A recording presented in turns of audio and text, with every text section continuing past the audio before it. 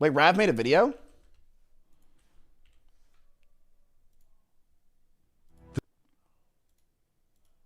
Attention gamers.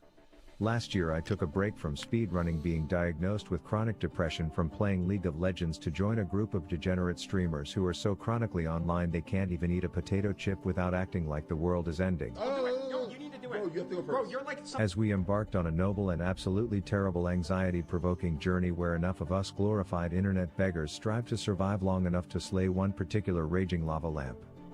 My part of the story involved conquering the hardcore elements and avenging the deaths of my fallen comrades, butt naked, with the goodest of boys by my side. This is a good time. Aside from one small hiccup involving a bullshit hitbox and 72 straight sleepless hours of my life, and I contributed to the war on Ragnaros.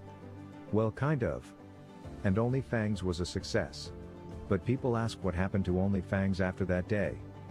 Well, some of our raiders lived out their lifelong dreams of being diabetic mall cops, while others were summoning the 2038 AWC champions into the world. We've gotta send some MP3s, man. One of our guild leaders fell victim to an anger-inducing addiction, It is insufferable. while the other learned the hard way why you don't buy a sauna off of Facebook Marketplace, and pretty much everyone stopped playing hardcore. Well, everyone except for Pops. Fucking Pops, kept baby. playing. Oh, this isn't gonna be good. This is the end. Ow! Oh, come on. All right, Pops is 1,000,000% invited to the guild meeting chat every single time. There'll never be a time where Pops is always going to be invited. Stoneclaw, son of a bitch! Come on, he's gotta go away. Oh, there's the paladin. Oh! Maybe not. Not if I can get off of this cliff. Oh, son Oh! of a... And in terms of what happened to me, well guys, I met someone. A troll.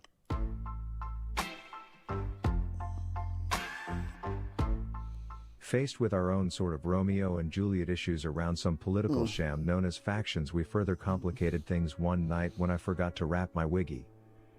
I'd have to watch him grow up from afar, him never knowing his real father, me thinking about a day when I could come back to him. Years later his mother fell victim to one of the hardcore elements, and it was then when he decided to find me, his father. He traveled day and night, walking across the entire world of Warcraft, through molten deserts and budget Narnias, until he found the town described in all the stories where he could find me. Where be the Avatar Mon? But he didn't realize this how is much good. danger he was about to be in. Oh, shit. Oh my god, his son died. Beaten to the brink of death, one of his arms was left crippled, never to gain the strength to fight or hold a weapon in it again. But what he didn't know was that someone spared his life that day. Someone to return him to the safety of his home and vow to watch over him as he would soon embark on the most important journey of his life. That's fucking good. Alright, so I rolled a blue-haired troll rogue with just one remaining decision to make. What am I gonna do? My initial reaction was to keep this unchecked, as OnlyFangs is doing something called Guild Self-Found. So it's not guild self-found, it's guild found. Like that guild found is grouping with anyone and trading with guildies, whereas guild self-found is grouping with guildies but no trading. But then as I thought back to my journey last year, I always tried to challenge myself and solo stupid things that Mizkif wishes he could've. And while a lot of people who had never seen Barney's Scarab Lord series said flattering things, there was still the voices in my head. I don't really remember there being any evidence into me getting handouts or cheating, but the voices were there. And the worst part is they sounded like XQC. Oh great, you can fail and cheat and buy another free 60 again. Bunch of gold mines, more like aspects for content right on. So deep down I knew the only way to stop these voices Buy another free 60 again. Bunch of gold mine boosty cheaters. He's I right. rode into what I can only assume Carrot Top Scooch pubes look like, and despite the chaos of a new server on a new faction, I immediately felt something familiar calling to me.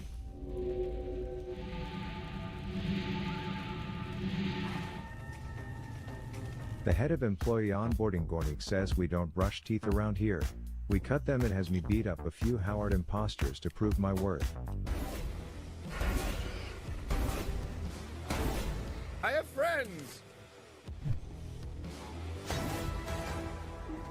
My homeboy Arwag teaches me the patented power of a rogue, a power that will surely come in handy down the road.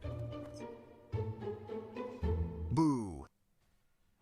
Then things start to get interesting. But I have discovered a growing taint here. But the issue is everyone and their fat uncle was looking for this magical taint, and some of them were clearly more into this stuff than others.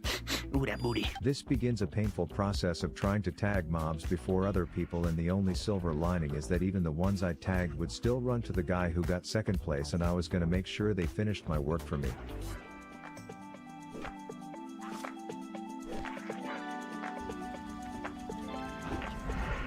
Mob tagging cheater deserves to die IRL. That said, the taint struggle would soon be worth it. Oh, fuck yeah. But this new weapon paired with me learning the move my dad used to conceive me, and a new monster was about to be unleashed into the world.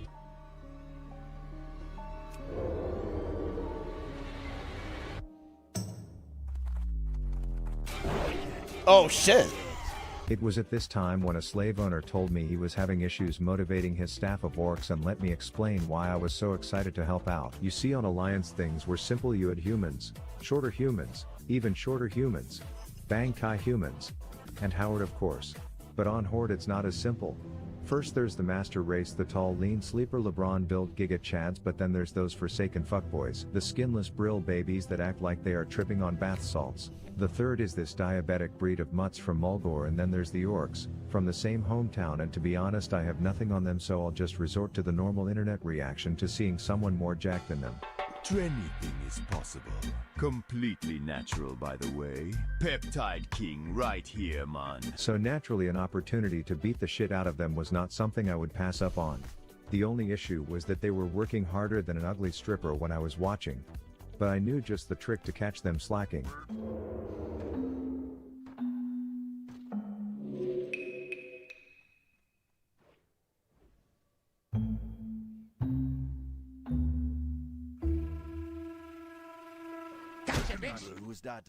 This brought me to my last quest, which consisted of nabbing some necklace from some SARMs abusing cave dweller, but upon seeing that a few others had the same idea I had to roll up in style.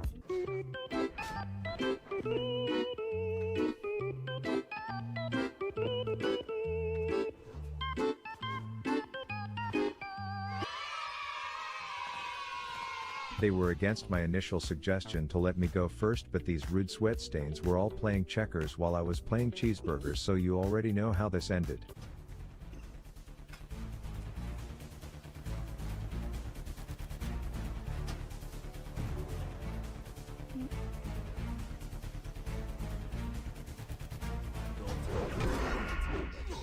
Damn, he got it. That's crazy. I need a target. I don't have a target.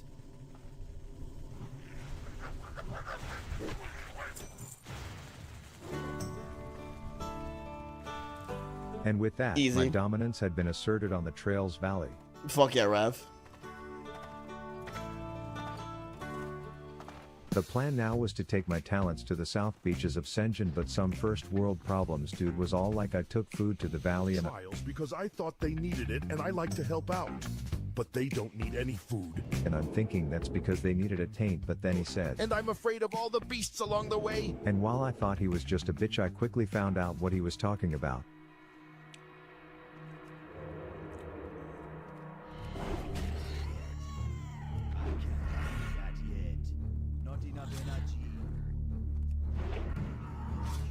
Yup, that's how I died.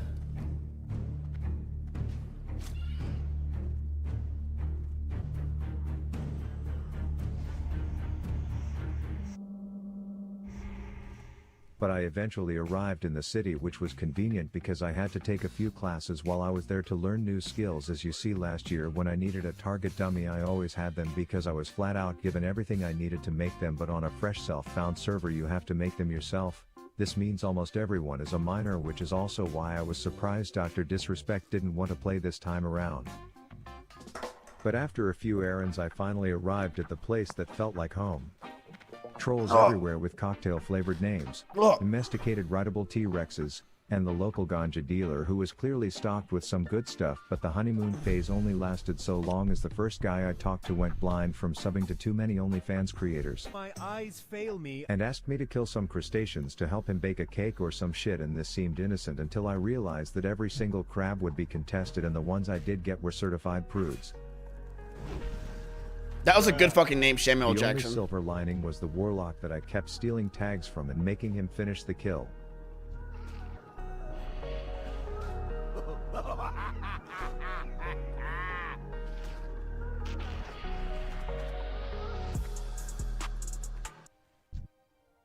But if you look back, I started this quest at 8:33 troll time, and by the time I finished this single quest it was an hour and a half later.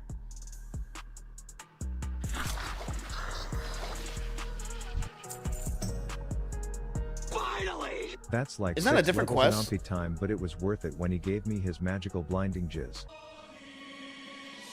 Anyways, there's a dude named Master Gadrin who I like to call Echo Isles Elon, who was like, look, these islands may have a catchy name, I want to rebrand them as Island X, and I need you to cut the workforce over there by a crisp 70%, so I got to work cutting that waste. No! I don't want him to start over in the graveyard! At one point a mid-level manager cast a spell on me which let me be as tall as Tyler 1 for a little bit. But after that mission and a quick genocide of some civilized pigs and I had done it. I hit level 10, which for a normal rogue would be the knees of the bees because you get a big power spike, but for me in my gimp situation, now is the time where I would be challenged more than ever, having to face all the dangers ahead. Yo. And thus begins the tale of Rab Jr., the one-armed rogue. Is he really playing? Oh my god, he is playing with one arm. Wait, that's fucking good. He's only gonna play with one arm? Yeah, that's good. That's fucking good. And Southbound, that's crazy.